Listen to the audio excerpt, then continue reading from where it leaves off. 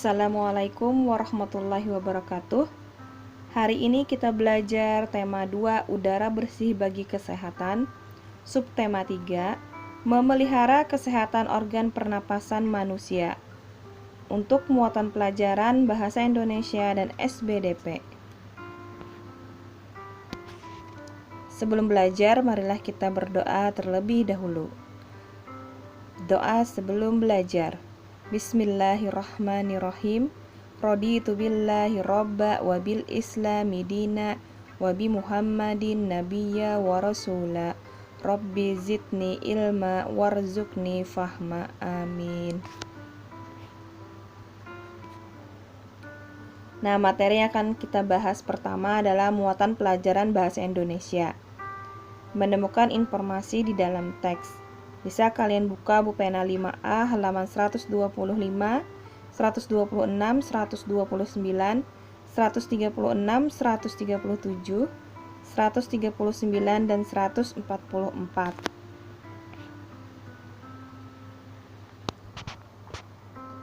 Menemukan informasi dan kosakata baru dalam teks. Kata tanya dapat digunakan untuk menemukan informasi di dalam teks. Kata tanya apa untuk mengetahui informasi tentang suatu hal atau benda. Kata tanya di mana untuk mengetahui informasi tempat.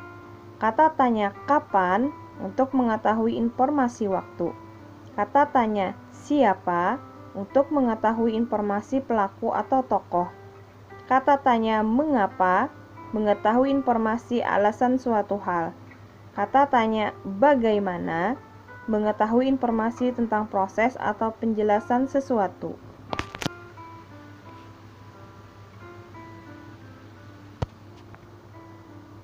Bacalah teks berikut dengan seksama. Kabut asap merupakan asap dan kabut yang bercampur menjadi satu. Kabut adalah uap air yang berkondensasi atau mirip awan yang melayang di dekat permukaan tanah.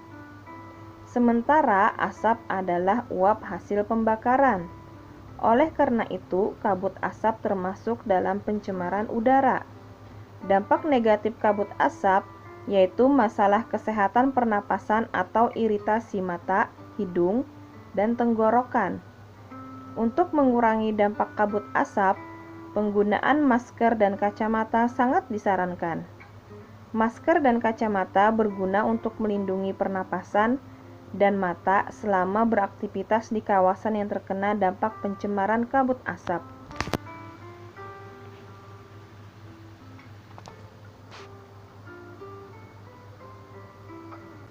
Berdasarkan teks tersebut, kita dapat memperoleh informasi-informasi penting dengan mengajukan kalimat tanya, seperti berikut.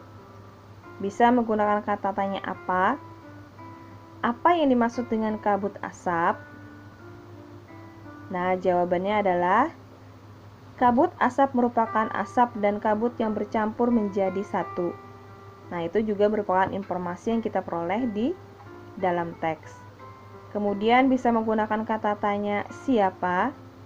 Siapa saja yang disarankan untuk menggunakan masker dan kacamata saat terjadi kabut asap? Jawabannya, warga yang tinggal di kawasan yang terkena dampak pencemaran kabut asap. Nah, yang ketiga itu ada tulisannya tapi di situ tidak terlihat jelas. Kata tanya adalah bagaimana? Bagaimana cara mengurangi dampak dari kabut asap? Jawabannya yaitu kita dapat menggunakan masker dan kacamata. Nah, jadi semua itu adalah kata tanya yang bisa kita gunakan untuk memperoleh informasi dari teks tersebut. Nah, jadi kita bikin kata tanyanya. Setelah itu, kita cari jawabannya pada teks, maka akan dapatkan informasi di dalam teks. Adapun kosakata baru dalam teks yaitu kata kabut, kondensasi, asap, pencemaran, dampak, iritasi, dan kawasan.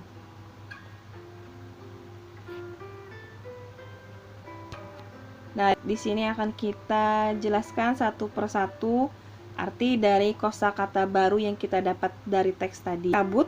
Kabut adalah uap air yang berkondensasi atau mirip awan yang melayang di daerah permukaan tanah. Kondensasi adalah perubahan uap air atau benda gas menjadi benda cair pada suhu udara di bawah titik embun. Asap adalah uap hasil pembakaran. Pencemaran adalah proses, cara, perbuatan mencemari atau mencemarkan. Dampak adalah pengaruh kuat yang menjadikan akibat, baik negatif maupun positif. Iritasi adalah gangguan. Kawasan adalah daerah tertentu yang mempunyai ciri tertentu, seperti tempat tinggal, pertokoan, dan industri. Nah, itu adalah arti dari kosakata baru yang didapatkan dari teks tersebut.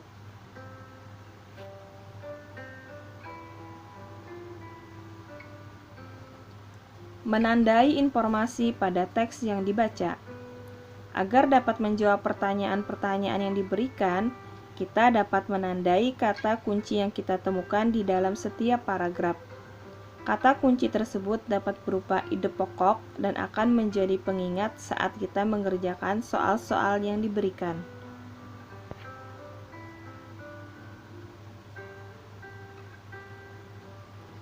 Menceritakan kembali isi teks dalam poster. Selain dari artikel, kamu juga dapat menceritakan kembali isi teks dari poster. Hal-hal penting yang perlu diperhatikan dalam menceritakan kembali isi teks antara lain menyampaikan informasi teks dengan bahasa sendiri, menguasai materi dengan mencatat ide-ide pokok, menjelaskan secara terperinci, pengucapan harus jelas dengan intonasi yang tepat. Menceritakan kembali isi teks dalam poster. Ini adalah contoh poster. Nah, jadi ada gambar, kemudian ada tulisan.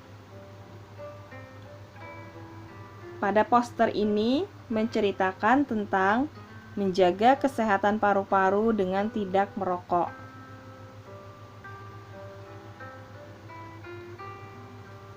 Menceritakan kembali isi cerita bergambar. Untuk menceritakan kembali isi teks cerita bergambar, kamu harus melakukan langkah-langkah berikut. Pertama, membaca keseluruhan gambar secara urut dan memahami maksud yang terkandung dalam rangkaian gambar tersebut. Kedua, menandai informasi yang terdapat pada ucapan atau tulisan pada gambar cerita tersebut. Menceritakan kembali isi cerita bergambar. Nah, ini adalah sebuah cerita bergambar di mana ada gambar, kemudian ada tulisan kata-katanya. Jadi ini seperti komik bergambar. Nah, pada gambar tersebut itu adalah menceritakan tentang mencuci tangan pakai sabun dengan bersih untuk pencegahan dari COVID-19. Kemudian kita menuju ke muatan pelajaran SBDP. Cerita bergambar. Bisa kalian buka buku pena halaman 129, 130, 141, dan 142.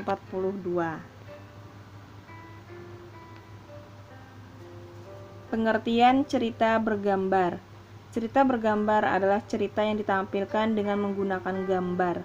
Unsur-unsur dalam cerita bergambar yaitu parit, balon kata, ilustrasi, panel, dan narasi. Narasi berisi keterangan latar tempat, waktu, atau situasi.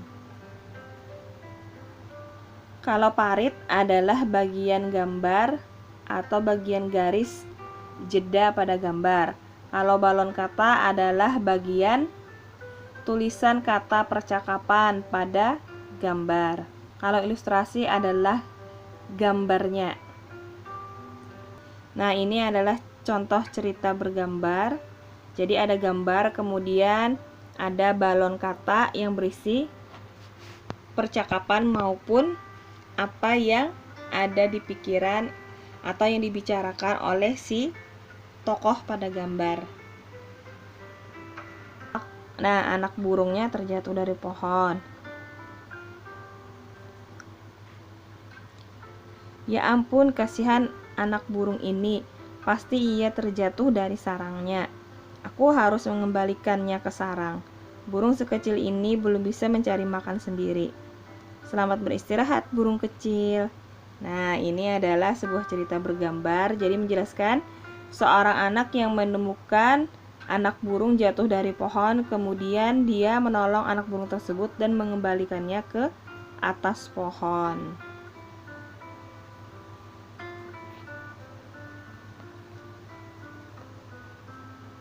Langkah-langkah membuat cerita bergambar.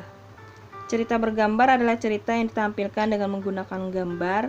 Adapun tahap-tahap yang harus dilakukan untuk membuat cerita bergambar yaitu: pertama, menentukan tema atau gagasan dari ilustrasi yang akan kita buat. Kedua, menentukan objek yang ingin digambar. Ketiga, membuat sketsa dengan menggunakan pensil. Keempat, tambahkan detail pada sketsa sehingga gambar lebih sempurna. Kelima, setelah sketsa selesai, tebalkan dan warnai dengan menggunakan spidol, pensil warna, krayon, atau cat air. Nah, teknik pewarnaan. Mewarnai ilustrasi dapat dilakukan dengan teknik kering atau basah. Perhatikan perbedaan teknik kering dan teknik basah tersebut. Untuk teknik kering, tidak memerlukan pengencer air atau minyak. Ilustrasi dibuat langsung pada bidang gambar dengan membuat sketsa terlebih dahulu. Dapat diberi aksen garis atau warna sesuai dengan media kering yang digunakan. Nah, contoh media kering untuk teknik kering yaitu krayon dan pensil warna. Bisa juga spidol. Kemudian teknik basah memerlukan air atau minyak sebagai pengencer.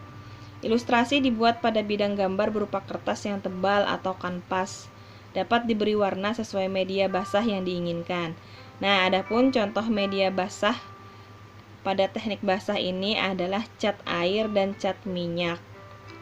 Nah, jelas di sini perbedaannya. Kalau yang kering itu tanpa air atau minyak.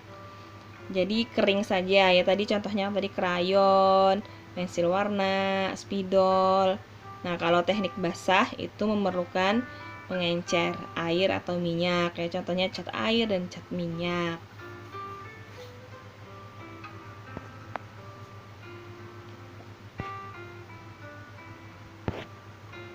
Nah, di sini kita lihat ada krayon, kemudian ada spidol, ada pensil warna. Nah, ini merupakan mewarna dengan teknik kering.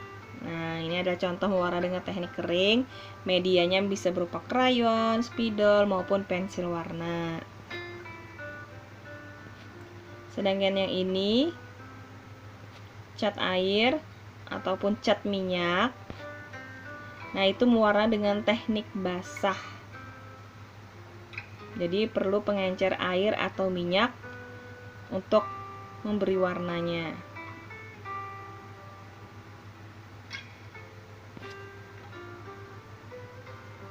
Nah, setelah kalian selesai menyimak video yang Ibu jelaskan tadi, silahkan kalian kerjakan tugas hari ini, yaitu kalian kerjakan soal yang ada di Classroom. Link soalnya untuk tugas hari ini sudah Ibu share di Classroom.